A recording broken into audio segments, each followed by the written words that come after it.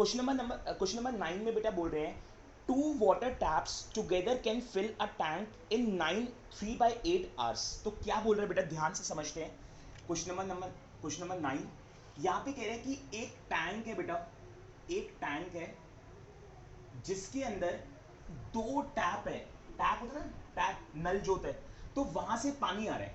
एक बड़ा टैप है जो इसमें पानी डाल रहा है, ठीक है, ये लार्जर टैप बोल लेते हैं। और एक छोटा टैप है जहां से पानी आ रहा है इसके अंदर, ठीक है, स्मॉलर टैप इसको बोल लेते हैं। दो टैप से जो है ना पानी इस टैंक के अंदर भरा जा रहा है।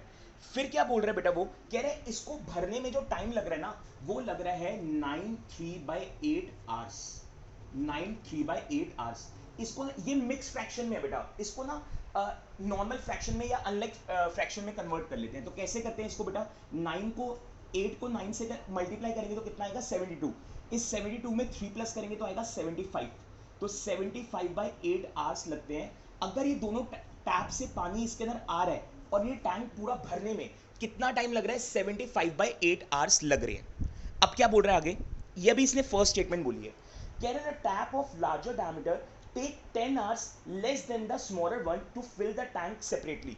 कह रहा है कि अगर ये दोनों टैप अलग अलग इसको भरे, मतलब कि एक बारी बड़ा वाला टैंक बड़ा वाला टैप से इसको भरा जाए और एक बार छोटे वाले टैप से इसको भरा जाए, दोनों को अगर मैं अलग अलग करके भरता हूं तो बड़े वाला ना 10 घंटे कम लेता है।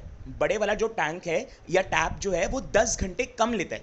ऑब्वियसली बड़ा वाला है ना, तो ये तो जल्दी भर देगा इसको, तो ये 10 आवर्स कम लेता है इसके कंपैरेटिवली। यानी कि अगर ये 20 घंटे लेता है तो ये 10 घंटे लेता होगा, अगर ये 100 घंटे लेता है तो ये 90 घंटे लेता होगा, 10 घंटे कम लेता होगा ये, ठीक है। एक तो ये स्टेटमेंट आपको बोल रहा है, इसको ध्यान रखना है। कह रहा है find the time in which each tap can separately fill the time. तो कह रहा है आपको टाइम बताना है कि दोनों कितने टाइम के अंदर अंदर सेपरेटली इसको भर देंगे। सेपरेटली मतलब अलग अलग करके इसको भर देंगे। जैसे कि एक बार इसको ले लो तो ये कितने टाइम में भरेगा, और एक बार इसको ले लो ये कितने टाइम में भरेगा। तो ये आपको क्वेश्चन कह रहा है। रिपीट कर रहा हूं क्वेश्चन। पहली स्टेटमेंट में बोलता है कि दो टैप हैं, दोनों अगर मिलके इस टैंक को भरते हैं तो 9/3/8 आवर्स लेते हैं, यानी कि 75/8 आवर्स लेते हैं। ये पहली चीज होगी। दूसरी चीज क्या कह रहे हैं कि अगर मैं इसको अकेले यूज करूं, इसको टैंक को भरने में, और इसको अकेले यूज करूं टैंक को भरने में, तो ये 10 आवर्स पहले ही भर देता है। ये 10 आवर्स पहले ही टैंक को भर देता है, क्योंकि बड़ा है ना, बड़ा है तो फिर जल्दी भरेगा, ये तो ऑब्वियस सी बात है। अब आगे क्या बोल रहा है, कह रहा है कि बताओ दोनों सेपरेटली कितना टाइम लेंगे इसको भरने में। तो अब हम क्या करेंगे, हम लेट करेंगे यहां पे, let time taken by smaller tank equals to x hours. तो हम यहां पे लेट कर रहे हैं बेटा कि जो स्मॉलर टैंक है ना, वो कितना, स्मॉलर टैंक नहीं, इसको टैप लिखेंगे, टैंक नहीं है टैप है। तो स्मॉलर टैप जो है ना बेटा, वो 8 आवर्स लेता है इसको भरने में। मैं ऐसा लेट कर रहा हूं, तो लार्जर टैप कितना लेता होगा। सो time taken bye larger tap, larger tap बेटा कितना टाइम लेता होगा, उसने एक हिंट दिया है। वो कह रहा है जितना स्मॉलर टैप लेता ना टाइम, लार्जर वाला उसका 10 लेस लेता है। तो अगर स्मॉलर वाला x ले रहा है तो लार्जर वाला कितना लेगा, x minus 10 hours, x minus 10 hours. फिर से समझा रहा हूं बेटा, अगर नहीं समझ आया तो देखो, वो कह रहा है कि स्मॉलर टैप जो है ना, ये वाला, ये x आवर्स लेता है इस टैंक को भरने में। तो मैंने लिख दिया यहां पे। फिर लार्जर कितना लेता होगा, उसके लिए उसने मुझे हिंट दिया है, और उसने हिंट क्या दिया बेटा कि जो बड़ा वाला टैप है ना, वो छोटे वाले से 10 आवर्स कम लेता होगा, और छोटे वाला लेता है x आवर्स, तो उससे कम, यानी कि x माइनस 10।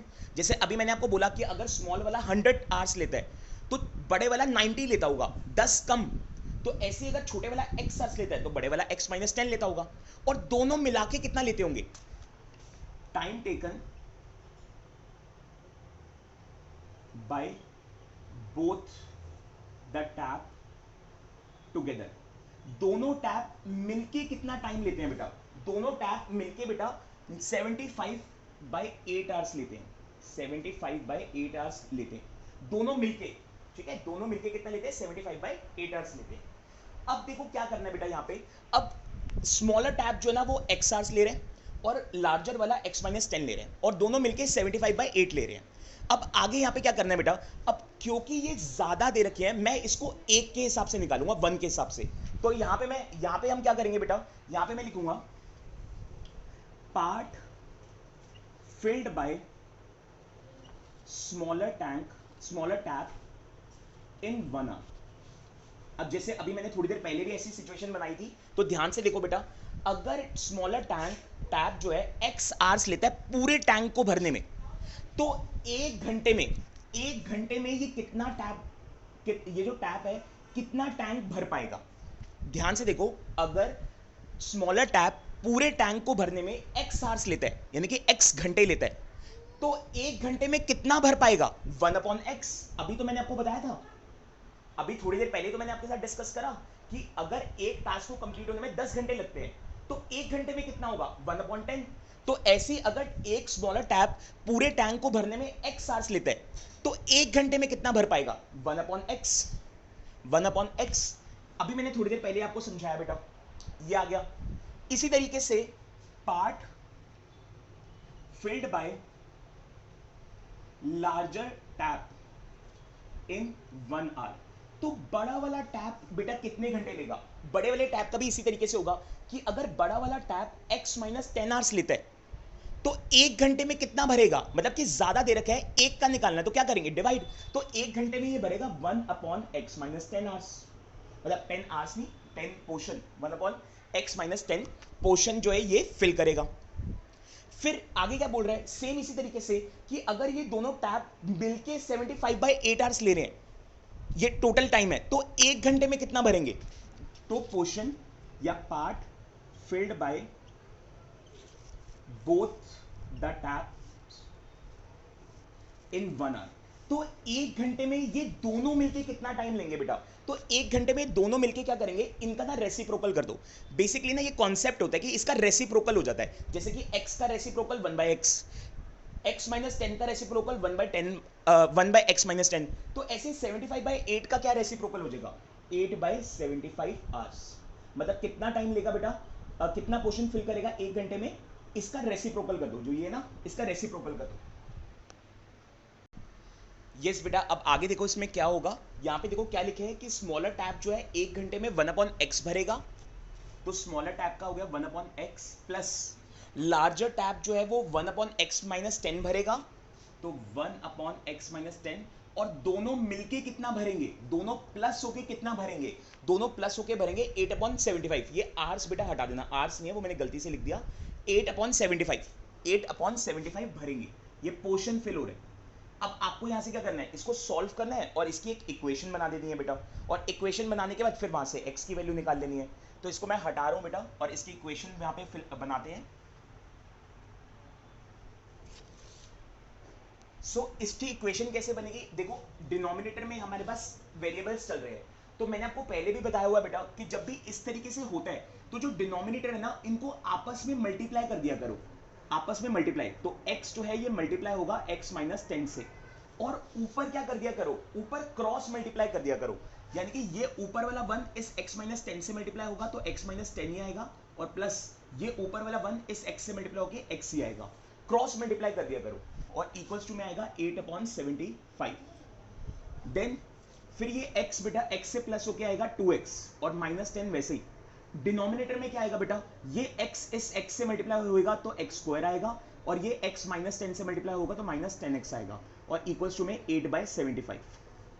अब क्या करेंगे, अब क्रॉस मल्टीप्लाई कर देंगे फिर से, क्रॉस मल्टीप्लाई कर देंगे फिर से, तो x² -10x इस 8 से मल्टीप्लाई होगा, और 75 जो है इस 2x -10 से होगा, तो 8 मल्टीप्लाई होगा x² -10x से, और 75 मल्टीप्लाई होगा 2x -10 से। सो अब क्या होगा बेटा, 8 एक बारी x² से मल्टीप्लाई होगा तो 8x² आएगा, और 8 एक बारी -10x से होगा तो 80x आएगा, 75 2 से होगा तो 150x आएगा, और 75 -10 से होगा तो -750 आएगा। अब आपको क्या करना है, ये जो राइट वाले हैं इनको लेफ्ट में ले आओ, तो x² 8x² -80x, ये प्लस 150 इधर आके -150x हो जाएगा, और -750 इधर आके +750 हो जाएगा, इक्वल टू 0।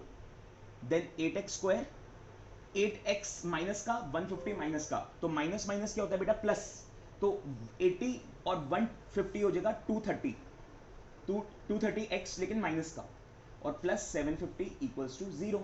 अब आपके पास बेटा 3 मेथड्स हैं, तीनों में से कोई भी मेथड ऑप्ट करो और यहाँ से x की वैल्यू निकाल लो।